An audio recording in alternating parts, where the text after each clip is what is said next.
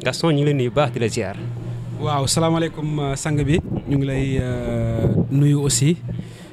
di la jaajëfal di rafetlu aussi choix bi ngeen porté su ñun pour ñëw waxtaan ak ñun donc voilà bisimilah mun nañu woyale waxtaan bi ñu ngi ànd ak suñu xarit bu yàgg depuis boo xam ne depuis jamonoy Sen Kumba ba tey muy indice bu Alioune Zik donc moom mun naa wax ni sama xarit la waaw moom sama xarit la donc voilà bisimilah ak si ngeen. yow ni ñu ngi nuyu bu baax dégg naa comme ni ko Gaston waxee rek def naa ne yàgg ngeen aussi donc ñu ngi lay jox micro aussi nga waxtaan li nga xam ne mooy. salaamaaleykum ñu ngi leen di nuyu di leen sant bu baax Gas li mu wax bon mënu ma ci teg dara wax na dëgg lu yàgg la quoi maax moom rab booleetuñu quoi ay frère lañ voilà mu nekk nit ku baax nit ku woyof daal waaw di leen siyaar bu baax jaa ngeen jëf ba ci kanam incha allah. ñu ngi lay ziar bu baax di nuyu jaajëf ba ko bi ñu nuyoo pare rek Gaston na ñëw lu ñëw ci waxtaan bi. Bon, l'absence de Gaston c'est quoi ba léegi gën na la gis ci game bi gën na la gis nga feeñ lan moo waraloon loolu ban làqatu nga doon def. waaw bisimilah bon question la nag buy faral di ñëw à chaque fois mais bon man suñ ma laajee question boobu soit damay naan ku ma laaj question bi soit suivre Gaston wala boog gars yi dañu jàpp ne être présent moom mooy nga nekk Sénégal nekk fi quoi. parce que tamit c'est comme si que gars yi dañuy fàtte ni 2016 rek laa génne sama 4e album boo xam ne moom moo remporté meilleur lyriciste si Galsen Hip Hop Awards yi bu ñu jógee ci loolu juste après génne naa benn album aussi international boo xam ne albumu jazz la ak benn groupe bu tudd Seleba Yoon boo xam ne album bi mu ngi génn ci benn label bu tudd Pi Record boo xam ne pratiquement def nañu tuuru Europe bi yëpp États-Unis fépp lañ def. boo demee YouTube nga tàppee 10 meilleurs album jazz 2016 di nga si gis ñu projet bi muy Seleba Yoon gars yi dañuy fàtte ni après album boobu Gaston génne na singalu xàmmee sa xeex après xàmmee sa xeex mbépp mbépp après mbépp mbépp nègre moderne après nègre moderne mu indi clip yow rek après yow rek mu indi wër di wax après wër di wax mu indiwaat lii donc man suñ may poser question ne da ngaa raar donc du ma comprendre raar bi fan la ko gars yi di tuddee certes physiquement absent naa ci sol bi mais artistiquement maa ngi continuer di évoluer tu vois maa ngi continuer di évoluer sama musique maa ngi ci yeneen maa ngi dox sama dox daal yeah. voilà dëgg la comme bala ñu gën a waxaat rek si duggaat ci mbir mi Gaston lan ngay waajal parce que en général dañuy gis Gaston bu sànni benn mbir rek am na lu pour lu muy waaye si ginnaaw looy waajal bala may ñëw ci li nga xamante ni moom mooy groupe jàmm ji xam comment dirais-je yërmande jàmm ñi voilà bala may si dugg rek dama bëgg nga tontu ma foofu rek. waaw li may waajal mooy li ñëpp di xaar mooy 5e albumu Gaston donc loolu laay waajal maa ngi Sénégal instant bi nii donc premier single bi la ñu lancé. muy genre njàppalu la rek mooy yërmande jaam ñi ñu jagleel ko maam borom Touba ñu génne ko ci période boo xam ne dafa dëppoo ak safar bi donc loolu moom mooy li nga xam ne mooy wane ni album bi mu ngi ñëw mu ngi ci yoon mais loolu benn clip la bu ndaw après loolu buñ si jógee dina am beneen clip buy ñëwaat bu tudd Yakkantaan après Yakkantaan dina am beneen clip bu si toppaat buy tudd bëgg ma ndànk après loolu nag si la album bi di génn au mois de décembre incha allahu rabbi. waaw bala may jox sama naataango télévision TSL rek daana dernière question laay laaj nii rek si ñetteelu question bi maanaam yërmande jaam ñi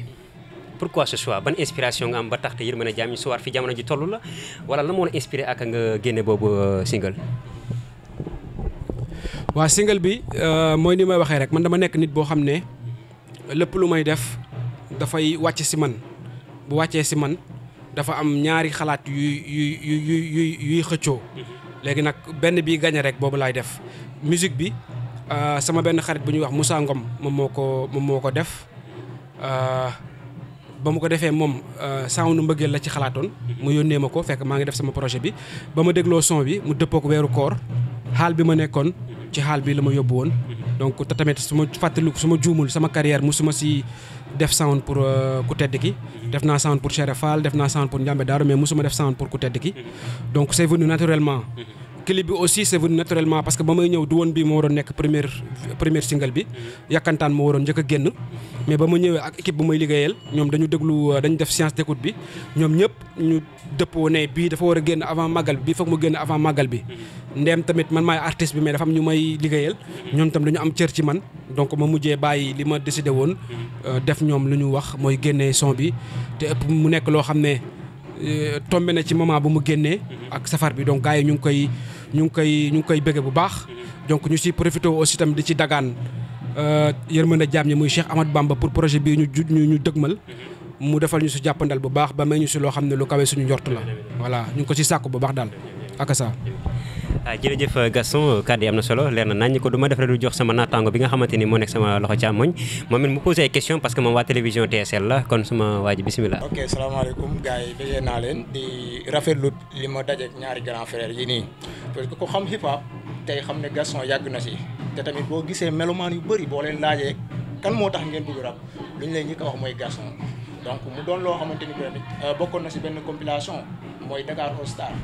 donc mu àndoon ak Keyti Asmalik ak Nix donc depuis lors nag loolu li ma leen di wax ci dans les années 90 depuis lors ñu ngi gis ne toujours Gaston bu ñëwee beneen image lay indi new génération yi sax Gaston dina ànd ak ñoom donc mënoo ko classer si benn génération mu ngi si old school yi mu ngi si new school yi donc Gaston tey yaa ngi waajal 5e album mais melomaan yëpp toogoon nañ bi nga génnee sa dernier album mooy alhamdulilah ñu bëri yaakaaroon nañ waa Gaston dafay mettre fin sa carrière puisque Sénégal aadawoon nañ benn affaire boo ne alhamdulilah rek daa fekk nga pare si benn affaire wala nga fekk li nga doon li nga bëggoon nga am ko léegi loolu moo taxoon ñu bëri bi nga waxee alhamdulilah dañu ne Gaston est-ce que nekkul di bàyyi donc ñëwaat tantôt nga annoncé ñu 5e album donc mën nga ñu expliquer foofu noonu alhamdulilah ak li nga somb tuuti. waaw question bi moom question bu xaw a kii la mais question bu neex a tontu la alhamdulilah moom fu ñu ko waxee rek sant la te sant moom ñëpp xam nañ ne dara topp si lu dul dolleeku waaw sant moom dolleeku rek moo ci topp te tamit damay faral di wax naan jeexalu mbir bu nekk tàmbali beneen mbir la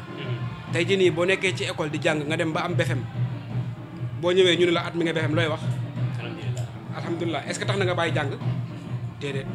donc mooy li ma la wax kon li ci toppaat loolu dolleeku la kon alhamdulilah boobu sant la woon boo xam ne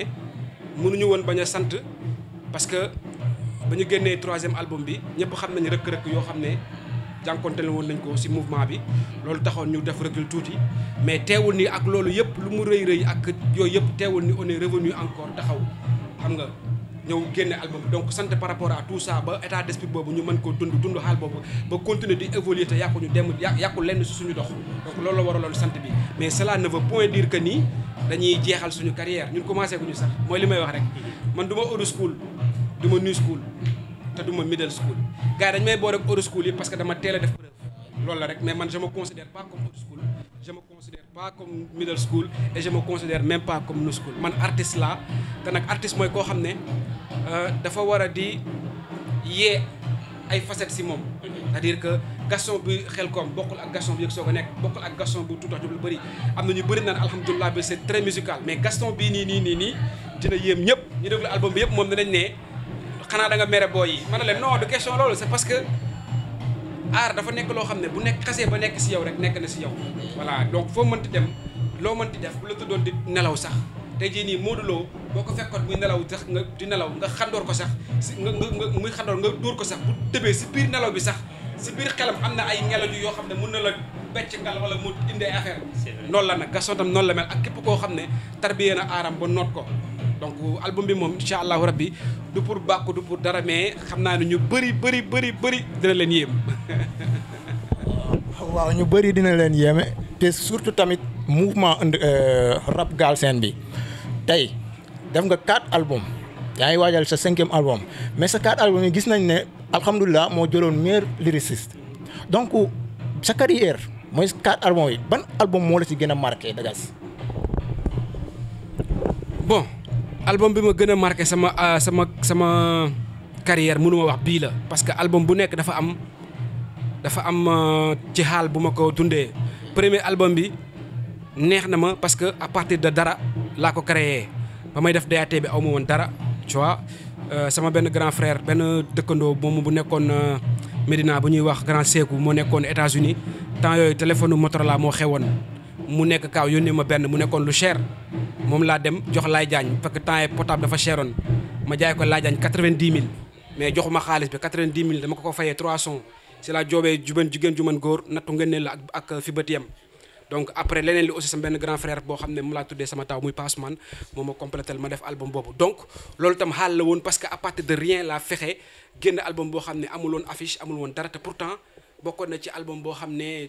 bokkoon na ci hip hop awards yooyu jamono doon Pendra si ñu doon xëccoo meilleur album donc loolu xaal la woon tu vois yëg soo ko nekk aussi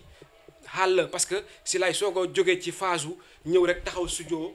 rap ñu wayal la ma teg sama studio commencé installer Reason commencé di woo Ama Diop di woo Bob Dinaar commencé jàngal sama pratiquement album boobu musique yi si ëpp man maa ko composé donc loolu tam xaal la woon parce que sama studio laa tegoon man kese ak sama ordinateur ak sama benn micro di jàng tëgg bit di defal sama lépp bopp xam nga di nekk auteur compositeur interprète loolu tam xaal la woon tu vois donc boobu tam meilleur album la tuuti wax Diop lu bëri tam xaal la woon parce que Gaston nekkoon na ci kaw ñëpp singale ko kon ni ñu singalee dit nii rek sànni xeer ngay dem concert gars di la xeex xam nga ñëpp di la clash xam nga yow tamit nga nekk ci kaw amoon nga benn xaal boo xam ne est-ce que loolu nga tegoon ba mainten ko ci kaw est-ce que di nga indiwaat lu gënoon kawe loolu tam xaal la woon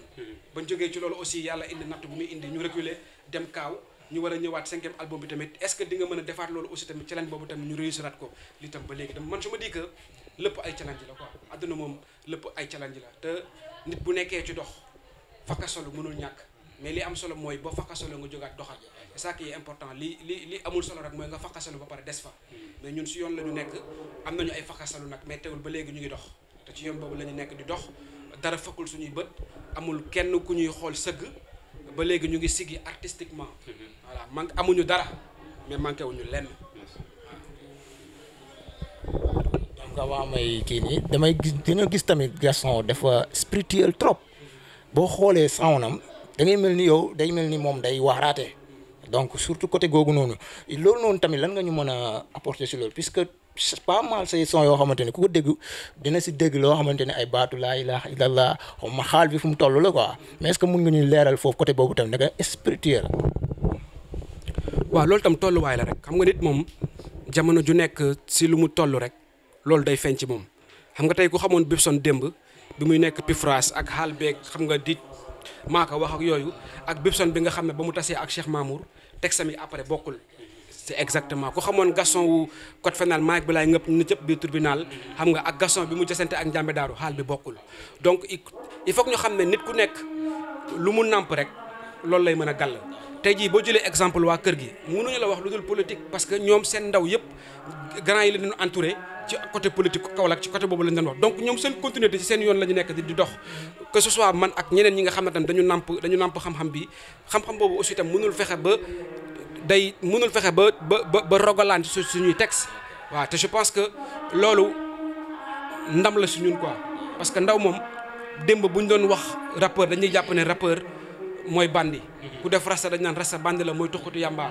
xam nga man ba ma juddoo sama ndey ba tey ji tàngara musul tàkk sama gémmiñ donc boo gisee ay ndaw yoo xam ne dañuy yëngu ci musique boobu gars yi di leen jam baaraamu tuuma ñu jóge ci xaal boobu dem ba suñuy wax am ay ndaw yu naan pourquoi yéen boo leen di wax ngeen di wax yàlla je pense que loolu sant la waaw loolu sant bu wér la waaw. avant may jox sama naataango seen focus dama ñaari question la dese benn bi pour yow la mais beneen bi dama koy partager ak sama grand Indis Alien Zik donc Alien Zik ku leen xam nañ ne classique puisque tamit bu commencé woon nañ fi def ay freestyle c'est di freestyle ñu ngi leen di suivre bu baax donc man avant may kii dem ci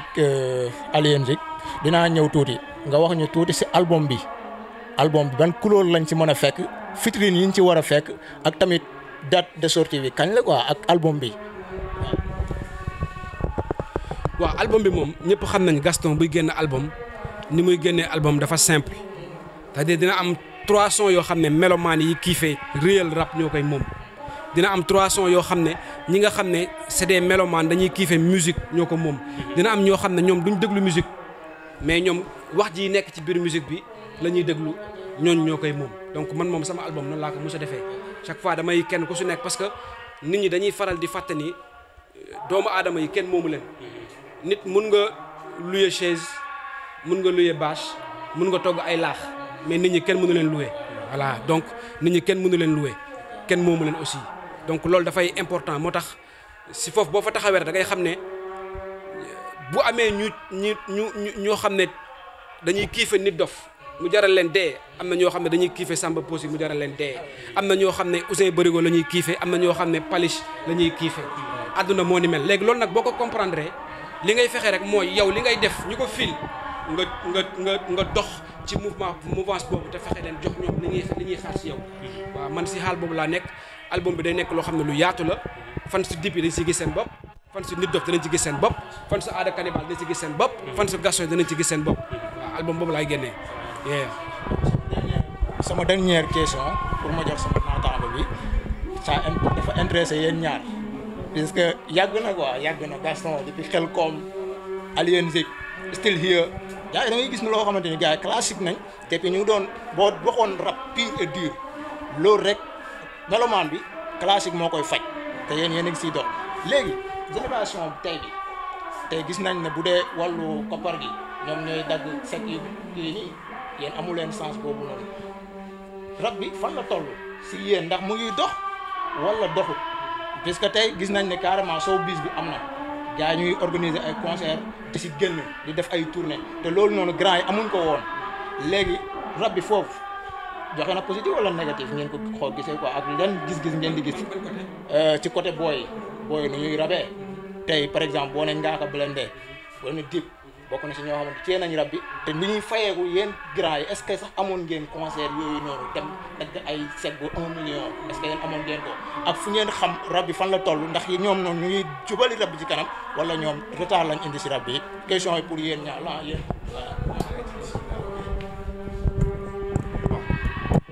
dégg naa li nga wax quoi fayeeku birig moom gars yi fayeeku nañu ay birig quoi booy bees yi man du mu leen clash parce que su ma gisee ku leen di clash day mel ni da nga soxor wala jaloux la affaire bi musique la foog nga am open mind comprendre nga mooy li gas wax sànq sabar sax buñ ko tëggee war nga ci mën a rap mais ça dépend yow ci fan ngay yam artiste waroo tëj sa bopp quoi waroo am blocus démb maa ngi koy wax ci benn rajo bañ ma invité booy yi ñu fi lim yi yëpp grand yi mun nañ featuring ak booy def sound ak booy pour affaire yi ibbeeku dëgg la lamb ji ay temps ñoom Balla Gaye seen papa fayeeku som boobu mais booy ñoo am chance fayeeku loolu peut-être ñun job nañ si loo xam ne ci rap bi dañ ko waroon def pour suñuy petit frère mais teewul suñu talent mu ngi fi ba léegi donc dañuy bokk affaire yi rek bu ñu mënee jaxasoog booy ñu jaxasoog ñoom def ak ñoom sound amul dara lu garaaw après ku nekk continuer sa wéy quoi ñu bàyyi animosité bi ak jalousie bi ak affaire parce que nit ku nekk soo wéetee am nga sa xelu bopp am nga sa esprit bopp man su may bind bokkul ne Gaston di bindee donc pourquoi rayante soxorante nañ ko yaatal ñu ànd defar game bi ñoo ko bokk quoi loolu rek laa ci mënoon wax jaajëf. waaw damay rejoindre lu Indis wax rek tu vois man de loin maa ngi gis wax yooyu quoi mais moi je me dis que pour man poser wuñu question yu ñu war a poser quoi affaire bi ndax rab bi mu ngi dox mënuñu ko xamee si kenn kuy fayeeku 1 million wala kenn kuy fayeeku 2 millions parce que dafa mel ni làmb ji rek booy xool 3 wala 4 personnes rek ñoo ciy fayeeku ñeneen ñi dañuy jëmmal rek pour man loolu doxul quoi mooy lu Souleymane Faye wax rek nee na boo nekkee ci kër nga nekk ci famille yow rek nga tekk fa noonu loolu gàcce la ndam li moom mooy nga fexe ba famille bi yëpp tekki loolu mooy lan loolu moom mooy combat bi mooy naka la ñu war a fexe ba statut artiste ñu reconnaître ko biir Sénégal c'est ça le combat c'est pas ñu ngi fay Massamba 1 million wala ñu ngi fay Massamba ma 2 millions c'est pas ça le combat parce que Massamba boobu ñuy fay 1 million tey nekkul dañ ko koy fay éternellement benn diir bu yàgg la après benn instant day wàcc su wàccee keneen day ñëwaat parce que foofu mu nekk man nekkoon naa fa avant ma fa nekk keneen nekkoon na fa keneen ak keneen nekkoon na fa donc pour man fi ñu toll nii à l'heure actuelle le débat mooy naka la ñuy fexee ba statut artiste ñu reconnaître ko parce que tey te li may wax nii dafa nekkul rek ci rap bi dafa large dafa dem ba laal théâtre bi laal cinéma bi tu vois laal si domaine yëpp bu ñu demee ba ay Baye Pël ak ñeneen feebar ñu leen di ketal loolu gàcce la ci waa SODAV tu vois donc pour man bu ñu demee ba ay Covid ñuy fay gars yi ay 127000 123000 loolu gàcce la ci waa SODAV tu vois waa SODAV laay wax parce que tey je pense que dafa jot pour ñu xam ne dafa am ñoo ay ndaw yoo xam ne dañu sacrifier seen lu bëri ndax musique boobu nag dafa jot tey jii nii système bi laa wax en général ñu reconnaître ñu boole ñu si parce que BSDA bi ñu fi tegal da ngay dem benn 6 mois ba 6 mois weccet la lay jox. tey jii nii je prends un exemple comme France tey jii nii am na lu ñuy wax intermittent de spectacle maanaam da lay wax ci année bi da nga war a def nangami concert comme par exemple ci année bi da nga war a def nangami concert war nga def 40 dates 40 concerts léegi boo defee 40 concerts ci année bi. chaque concert bu lay fay dafa am benn partie boo xam ne dafay jëm ci état bi léegi yow bu 1 an boobu jotee léegi beneen 1 an bi ci topp xam nga yow cotisé nga 1 an beneen 1 an bi ci topp yow boo toogee 12 mois amoo benn concert sax chaque mois dañ lay fay xam nga tey ji loolu bu amoon tey Rapadio temps bi ñu def ci rap bi tey du ñu bàyyi lépp di dem kaaw man institut ak keneen ak keneen tey jii nii ñooñu ñuy jëm baaraamu tuuma ñan dañaa dem kaaw daw tey boo yi nekk génération bi yëpp loolu moo leen di xaar su fekkee defuñu lii kon combat bi du ay grand yi du ay boy yi du ay vrai rap du ay petit faux rap certes am na si ñun ñëpp xam nañ débat wu réel débat wu fake débat wu lan mooy vrai rap ak lan mooy faux rap depuis Rapadio ba tey ñu ngi koy wax ñun ñëpp xam nañ luy vrai xam nañ luy faux donc ne pas di si répété wu waat c'est pas de perte de salive la c'est pas ça le débat bi ñu war a poser mooy il faut que ñun artistes yi ñu conscient que ni suñu avenir moo nekk en jeu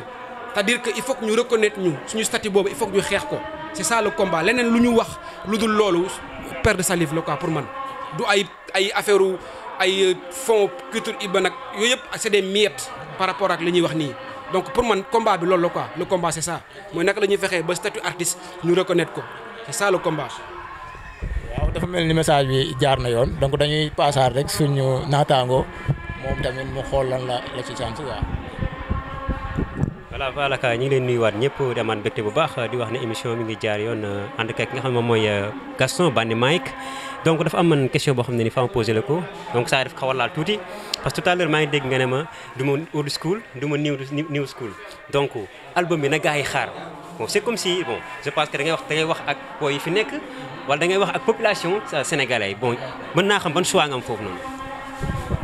waaw mais xam nga mbër bu nekkee ci forme day bàkku léegi nag bàkku boobu muy bàkku kan lay waxal day bàkku rek parce que xam na ne mu ngi ci forme dama liggéey te xam naa ne dama liggéey sans ku xam Gaston xam ne ku modeste la mais li may wax ni je le dis ak oyof parce que du rëy la du dara parce que li ma manqué woon laa am mooy temps c'est-à-dire Covid bi certes am na ay côtés yu négatif mais am na ay côtés yu positif man xalaatuma woon génn album tu vois mais ba affaire bi ñëwee j'avais du temps te loolu gëj naa ta am temps boo xam ne sama temps bopp nga xam ne defuma dara damay xëy lekk xew li xew ci àdduna bi ubbi sama micro sama biir kër la sama studio nekk ma enregistré tëjaat nekkaat xool li xam ci àdduna bi loolu rek laa doon def pendant ba may job album bi yëpp donc xaal bi ma joobee album bi tuuti wax job lu bëri xaal boobu laa joobee album bi moo tax xam naa ni dama liggéey xam ne yëg naa ko quoi da ngay xam waaw du baaxul dara mais xam naa ni album laa indi te gars yi dinañ xam ne album moo ñëw. ok voilà est-ce que mën nañ xam aussi album bi ñaar titre la war a def soit da nga double album ngay génne pour kii gars yi wala da ngay xaw a ñamal gars yi tuuti defal benn affaire. non son yu ñu def bëri na mais man si sama yëgu bopp 12 sons laa bëgg a génne bëgguma weesu 12 sons laa bëgg a génne peut-être nag mu am ay ñu ngi xool mun na am mu am saraxu album bi parce que xam nga moom mbir boo ci dugg foog nga génne ay sarax waaw du ñàkk nag mu am ay titres yoo xam ne saraxu album bi lay tudd ay saraxu album bi Jazz 1 ay saraxu album bi Jazz 2 ay saraxu album bi Jazz 3 du ñàkk ça dépend ci suñuy xaal rek. mais aussi mën nañ xam est-ce que ci biir album bi est-ce que am nga ay featuring yoo xamante ni may nga booy chance booy yi fi am ñoo fi nekk pour ñu ànd ci album bi aussi. waaw am na ay featuring nag mais pas ak boy yi parce que kon lii nii bëgguma mu nekk featuring peut-être su ma ñëwee ci projet ba def projet bi nag am naa benn projet boo xam ne bëgg naa def ak sound ak boy yëpp bëgg naa def ak sound ak Dip bëgg naa def ak sound ak Omzo bëgg naa def ak sound ak One Lyrical bëgguma lim quoi mais ñoom ñëpp bëgg naa def benn projet boo xam ne projet featuring lay nekk mais bii moom sama album la quoi man maa koy def man du am lu bëri bu amee featuring tamit peut-être benn lay am wala ñaar max mais am na benn featuring boo xam ne moom na ko gars yi xaar muy Gaston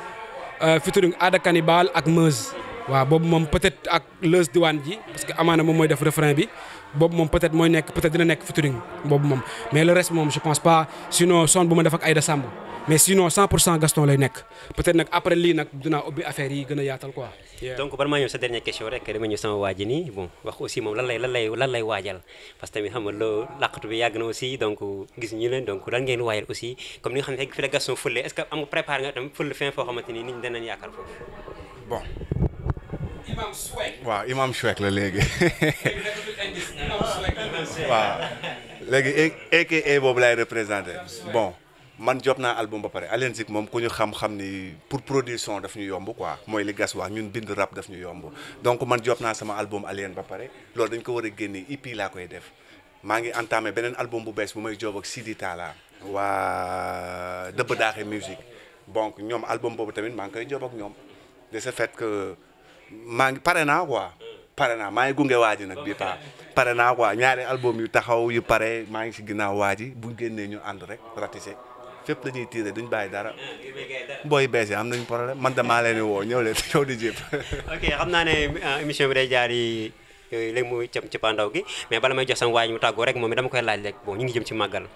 looy lancer population sénégalaise par rapport ak Covid bi nga xam ne mooy jàngoro moo la ngi may jamono yenn conscientisation ngay la ngeen jox parce que puisque yéen ay porteurs de voix ngeen aussi donc lan ngay ñaax population Sénégal dem beeg dikk bi tout ça. waaw mais je pense que lenn lu su nekk dañ koy delloo ku ko moom tu vois je pense côté boobu noonu état bi ñoo ko moom je pense que état bi am na ay mesures yoo xam ne dañ ko teg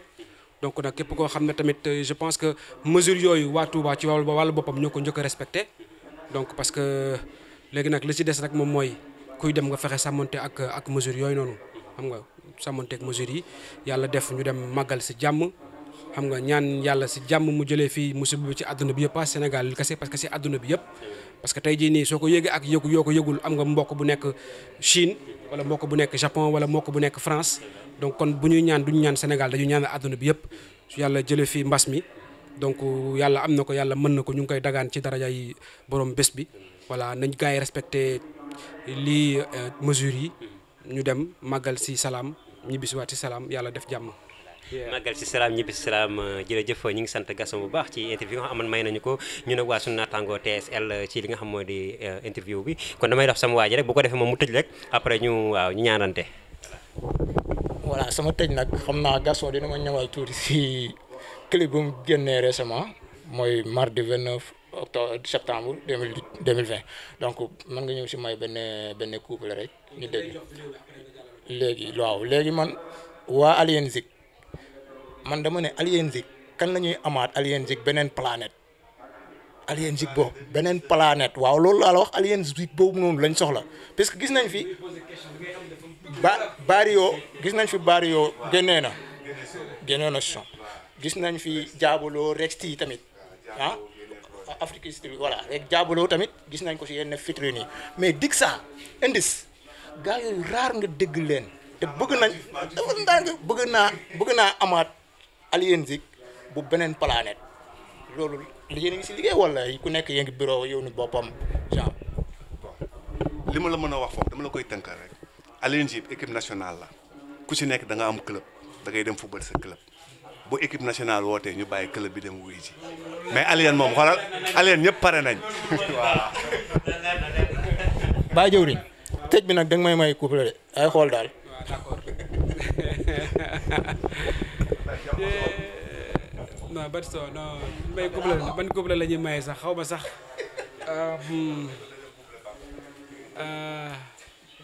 xaw ma sax la may wàcc si moom ok xëcc xalima xaatim bëtu baatin pas-pasu pays bi moo may puus ba ci platine asamaan jaxiin laay junj yaxin ngir ñu mën a lanc siiru 41 yaasin sama xalima jàngi wasin la xel sëyee jësin daaru kër maxoro ja siise laa jëla ji basi ak sunna farata ak sunna ba tax tey ma doon àdduna enveloppe aari fuuna ñu naan waa ji fuuna man ma sax si sikkar kuuna benn bi ci juróom mooy fukk ak ñaar baat bi dunna ñun de ñu ngi ci rab bi di bay toolu rab bi ngëpp waxukaay bi yàbbe ci uq ci xol mu tabbi foog ñu toj ci tab bi dëtt daal di mab bi ku nekk mën a xam fan nga taxawee ci map bi bët saalum bët gànnaar soow wala penku ndax boobu ba léegi ñoom xamuñu li waraloon Ibra Fall dénku ngërmande fukk ak ñaar lañu sukk di xaar noor fa nawet fa ñuul fa kukk ci waar ñun ñu ngi ci rukk di xaar waaye mukk du tar ndax ku yàgg naan supp xam fu yukk di jaar. grand bi nag bàyyiwul ko ak booy yi de booy yi wax dëgg fa yàlla bu dee mbind rek grand bi bàyyiwul ko ak booy yi de kon ngeen préparé sa game album bi voilà.